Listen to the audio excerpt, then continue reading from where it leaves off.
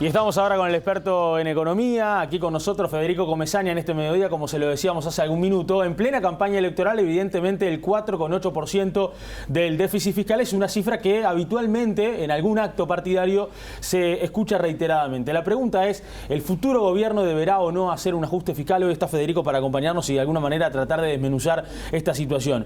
¿Habrá un ajuste fiscal? ¿No habrá un ajuste fiscal? ¿Será necesario más impuestos? ¿También que suban las tarifas? ¿Cómo es la historia, Federico? ¿Cómo te va? Bien, muy bien. Muchas gracias por la invitación. Lo que hoy se está hablando, y a diferencia quizás de la campaña anterior, en que la campaña anterior veníamos con un déficit de 3,5 y ahí se hablaba, bueno, sobre la pertinencia o no, sobre la necesidad o no de un ajuste. Hoy con un 4,8% nadie lo pone en duda y todos los partidos políticos hablan que, bueno, el próximo gobierno va a tener que ajustar. El gran tema de discusión entre los economistas, entre los expertos, es justamente por dónde va a venir ese ajuste. Y ahí hay dos grandes campanas, ¿no? Está lo que yo llamo la visión más idealizada, los idealistas que piensan que pueden perfectamente procesar un ajuste fiscal que va a ser de más o menos 2 puntos del PBI, procesarlo sin necesidad de tocar los ingresos, es decir, los impuestos o las tarifas. Y están también, bueno, después del otro lado están los más pragmáticos que dicen va a ser muy difícil en el corto plazo procesar un ajuste por el lado del gasto o por el lado del crecimiento económico que permita licuar de alguna manera ese déficit fiscal a lo largo del tiempo en una economía que produzca más. Y entonces lo que va a pasar es que en el corto plazo sí va a ser necesario ajustes de impuestos y tarifas, en particular en el primer año del próximo gobierno, un gobierno que va a tener que dar señales claras de austeridad desde el punto de vista fiscal, porque bueno, ya hasta ahora las calificadoras de riesgo han depositado un voto muy fuerte de confianza en esta administración, que empezó con un énfasis muy grande en el tema fiscal, la necesidad de procesar un ajuste, pero que a lo largo del tiempo la situación fiscal, a pesar de que se dio un ajuste por el lado de los ingresos, no mejoró y por el contrario empeoró. Entonces, las calificadoras dicen, ahora sí, el próximo gobierno, si no nos presenta un cronograma de ajuste paulatino, creíble, confiable, y vamos a enfrentar una difícil situación a nivel de calificación de riesgo. Vamos a recordarle al televidente también por qué es tan importante lo que dicen las calificadoras de riesgo sobre esta situación, ¿no? Sí, es fundamental porque eso es lo que nos permite hoy entrar a los mercados de capitales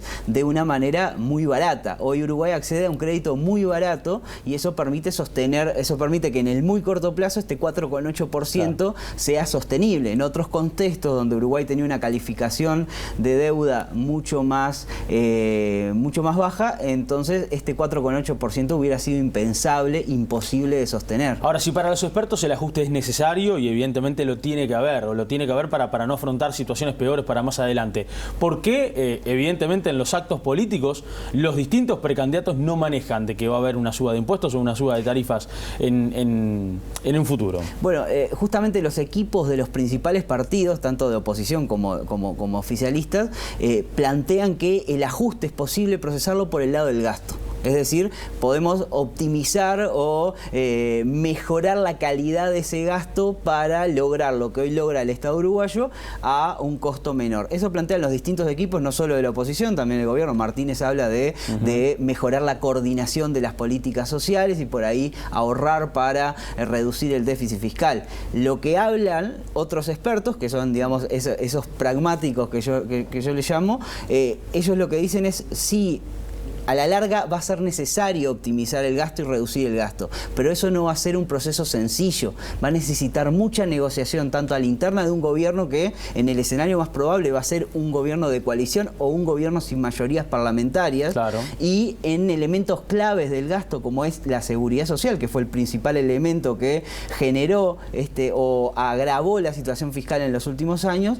Para poder hacer ese cambio va a ser necesario reformas que va a implicar cierto consenso a nivel político, muy difícil de obtener en el corto plazo, y al mismo tiempo cuando se implementen esas reformas va a ser un proceso que va a demorar. Entonces, por ahí el próximo gobierno va a tener que dar algunas señales de austeridad por el lado del gasto, pero no va a ser algo que mueva la aguja.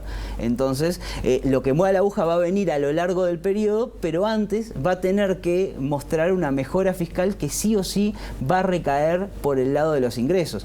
¿En dónde? Bueno, ahí es que las distintas, digamos, gobiernos, los distintos equipos van a tener que ingeniarse para que, bueno, para que sea lo más inocuo posible para el bolsillo del contribuyente y para las empresas que ya ven una situación de competitividad bastante agravada. Por lo tanto, ahí va a entrar a pesar un poco el diseño de la solución, pero alguien va a tener que pagar por esta situación fiscal. Y en tu opinión, esa opción de poder reducir en un 2%, por ejemplo, sin tener que aumentar impuestos o tarifas públicas, ¿se puede dar?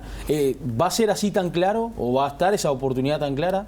Sí, yo me afilio un poco a la teoría, digamos, o por lo menos a los conceptos que se manejan por el lado de esa visión más pragmática de decir, en el corto plazo va a ser muy difícil evitar este ajuste de impuestos o tarifas.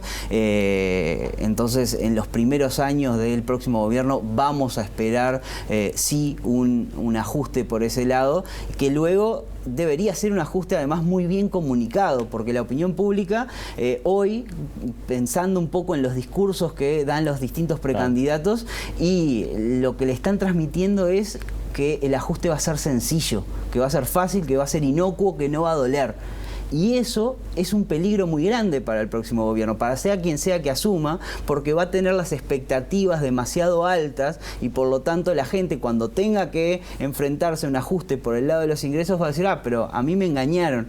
Y la confianza de la gente en un escenario de ajuste fiscal es muy necesaria. El próximo gobierno va a tener que ser muy inteligente a la hora de transmitirle a la gente la necesidad de ese ajuste, que esos aumentos de impuestos van a tener que ser sí o sí transitorios, porque es verdad que la carga tributaria en Uruguay es alta en comparación con los países con los cuales compite, entonces, y las tarifas también. Entonces tiene que ser una solución transitoria en la medida que el ajuste real, el ajuste por el lado del gasto no se pueda efectuar. Y cuando eso suceda, cuando sí se alcancen esos consensos y esas negociaciones, bueno, ahí sí volver a un esquema más parecido al actual en materia de ingresos y tarifas. Entonces, eso a la gente le tiene que quedar muy claro y eso va a ser responsabilidad del equipo económico que asuma en marzo del año que viene. Vamos a decirle al televidente además que le puede interesar todo este tipo de análisis, que hay una muy buena columna que hizo Federico Comesaña en el Diario del Observador, publicada este martes, precisamente sobre toda esta situación. Gracias, Federico, por ahora. Por favor, que pasen lindo. Hacemos la pausa, viene el deporte aquí en este mediodía, ya seguimos.